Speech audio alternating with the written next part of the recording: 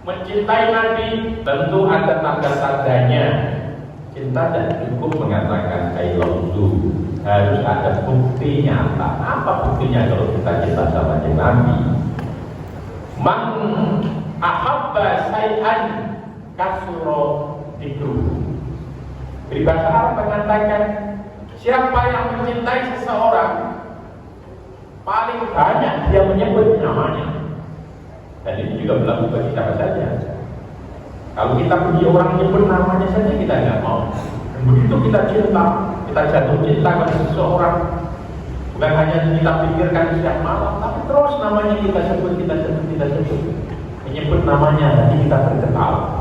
Maka tanda kalau cinta kita besar pada baginda Nabi Muhammad SAW, terus perbanyak bacaan sholawat sallallahu alaihi Muhammad sallallahu alaihi Muhammad. Itu tanda paling mudah untuk kita kenali bahwa kita cinta Nabi. Kita paling banyak menyebut namanya lewat bacaan sholawat. Yang kedua, tidak cukup hanya dengan menyebut namanya, ikuti seluruh teladan dari baginda Nabi. Kita bersyukur menjadi umat Nabi Muhammad karena beliau ini teladan untuk semua umat. Jadi bukan hanya waktu diangkat jadi Rasul usia 40 tahun baru kita ikuti. Lah bagaimana dengan anak-anak muda? Saya belum punya idola. Nanti kalau usia saya 40, saya akan ikuti bagaimana cara menjalani kehidupan sebagaimana Nabi menjadi Nabi ketika usia 40 tahun. Jauh sebelum Nabi diangkat jadi Rasul di usia 40, seluruh kehidupannya bisa kita jadikan contoh teladan. Laqad kana lakum fi Rasulillahi uswatun hasanah. Jadi teladan baik itu sejak Nabi lahir. Dari dulu waktu diangkat jadi Nabi 40 tahun. Karena nanti paketnya tidak menjadi paket lengkap, harus menunggu orang tua dulu. Padahal Nabi ini sejak lahirnya telah bisa kita jadikan teladan atau contoh. Hari pertama begitu beliau lahir sudah memberikan dampak yang luar biasa terhadap alam semesta, dan itu jauh sebelum diangkat jadi Rasul. Begitu lahir dari Senin tanggal 12 Maulud, ada seorang perempuan yang kebetulan pacar itu berada di rumah ibunda Aminah, namanya Suwaibah Al-Aslamiyah. Budak perempuannya Abu Lahab. Begitu Nabi lahir sudah penuh dengan keajaiban. Satu-satunya perempuan yang melahirkan seorang bayi tanpa merasa sakit sama sekali dalam proses mengandung, tanpa rasa sakit proses melahirkan adalah Bunda Aminah. Justru selama beliau mengandung itu selalu datang kabar-kabar gembira datang dari langit bahwa engkau sedang mengandung manusia paling mulia, akan menjadi penutup para nabi. Jadi sejak mengandung baginda Nabi sampai melahirkan tidak ada sedikit pun rasa berat apalagi sakit. Maka begitu lahir itu pagar yang harusnya gelap gulita, tiba-tiba kelahiran beliau disambut dengan cahaya terang benderang. Maka seorang budak perempuan Abu Lahab namanya Suwaibah senang sekali dia kemudian dia menyusui hanya beberapa saat saja. Begitu sudah selesai, Suwaibah lari-lari memanggil majikannya namanya Abu Lahab yang berada sekitaran Ka'bah. Pak Abu Lahab,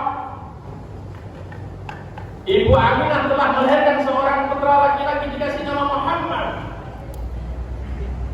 Apa respon Abu Lahab? Spontan Abu Lahab mengatakan, kalau begitu mulai sekarang kamu saya merdekakan. Kau sudah tidak menjadi budak lagi, kau merdeka menjadi manusia merdeka. Tapi tolong bantu Aminah supaya dia tidak mendapatkan repot dengan lahirnya seorang bayi. Hari pertama Nabi lahir, belum sehari, baru beberapa jam saja, telah merubah orang yang statusnya sebelumnya menjadi budak menjadi manusia merdeka. Sejak lahir Nabi telah memberikan berkah bagi lingkungannya. Suwaibah Al-Aslamiyah. Ternyata bukan hanya Suwaibah yang awalnya tidak menjadi merdeka, bahkan majikannya yang kita kenal Abu Lahab, orang yang paling keras selain Abu Jahal, menentang Islam, memusuhi Nabi dan para sahabat-sahabatnya, tidak ada kebaikan sedikit pun dalam hidupnya kecuali itu Itu tadi. Begitu dikabari Aminah melahirkan seorang anak laki-laki dikasih nama Muhammad, kemudian dia senang hatinya, saking senangnya budaknya dimerdekakan seluruh bantu Aminah. Itulah satu-satunya kebaikan dalam hidupnya. Maka karena meninggal dalam kondisi kafir, tentu di alam kubur dapat siksaan dan nanti tidak akan masuk neraka selamanya. Tetapi para ulama ahli hikmah dan beberapa keluarga Abu Lahab ketika Abu Lahab sudah meninggal, mereka melihat dalam mimpinya dikatakan, malaka ya Abu Lahab, wahai Abu Lahab, begitu keras penentanganmu, permusuhanmu terhadap Islam, kau memusuhi Rasulullah, sekarang kau mati dalam kondisi kafir, apa yang diberikan Allah kepadamu? Maka Abu Lahab dalam kondisi sedih, dia mengatakan, aku menyesal memusuhi Rasulullah hari ini di alam kubur dan nanti akan selanjutnya di neraka. Aku akan tersiksa selamanya. Tetapi setiap hari Senin tiba, siksaku diringankan. Kenapa bisa setiap hari Senin siksa diringankan? Karena hari itu ketika budakku Suwaibah ngasih kabar nama Abu Lahab, Aminah melahirkan seorang anak laki-laki namanya Muhammad, hatiku senang gembira, budakku aku merdekakan. Dan karena jasaku itulah setiap hari Senin tiba, siksa yang harusnya begitu berat aku hadapi, diangkat Allah diringankan. Maka para ulama mengarang satu puisi yang indah, idzakan ada kafiran ka'adamuhu bitambat yadahu bil jahimi mukhallada ata annahu fi yaumil isnaini daiman yuhawwahu anhu lis-sururi ahmada. Puisi yang indah menggambarkan idzakan hada kafiran, kalau ini orang jelas kafir, namanya jelek. Kalau kita baca tabbat yada abi lahabin wa tabb, semua orang tahu yang disebut Abu Lahab itu matinya kafir, dicela oleh Al-Quran. Banyak orang kafir, tetapi Allah mengabadikan Abu Lahab dan dicela sedemikian rupa dalam surat Al-Lahab.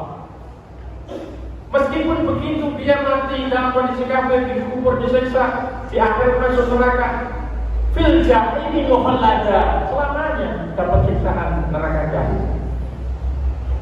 Ata'annahu fi yaumil isnaini daiman, tapi setiap hari Senin tiba yuhawwab anhu, siksanya diangkat. Kenapa? Lis-sururi bi ahmada, karena dia senang, hatinya gembira waktu Nabi lahir. Pamantun bil abdilladzi tula umri, maka betapa bahagia kita bapak-bapak sekalian. Bayangkan kalau Abu Lahab hanya itu saja jasanya, siksanya setiap Senin diangkat. Bagaimana dengan kita sejak lahir kita beriman kepada Allah, mengikuti teladan baginda Nabi?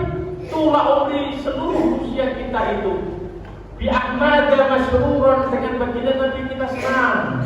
Buktinya kita begitu ada banyak sholawat, kita baca sholawat. Begitu ada peringatan Maulid Nabi, kita datang, kita hadir, kita juga mau buat acara-acara demi mengekspresikan rasa cinta dan kegembiraan. Wa mada mu'ahidah, dan hanya selama hidup kita senang, tapi begitu mati insya Allah kita mendapatkan tetap iman Islam. Maka inilah harapan besar kita akan mendapatkan keberkahan dalam hidup dan mendapat syafaat nanti di hari kiamat. Amin Allahumma amin. Maka setelah kita cinta dengan banyak menyebut nama beliau dalam bacaan-bacaan sholawat, berikutnya adalah buktikan cinta kita dengan mengikuti semua yang beliau anjurkan.